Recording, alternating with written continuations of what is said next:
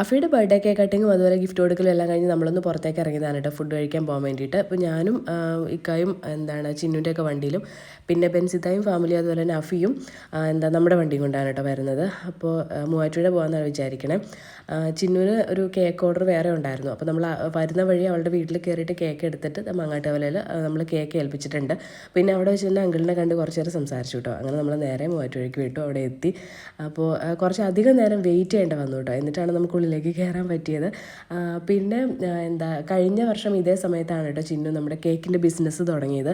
അതായത് അഫിയുടെ കഴിഞ്ഞ വർഷത്തെ ബർത്ത്ഡേ കേക്കായിരുന്നു ആദ്യത്തെ ഓർഡർ. അപ്പോൾ കറക്റ്റ് ഒരു വർഷമായിട്ടുണ്ട് ഇപ്പോൾ.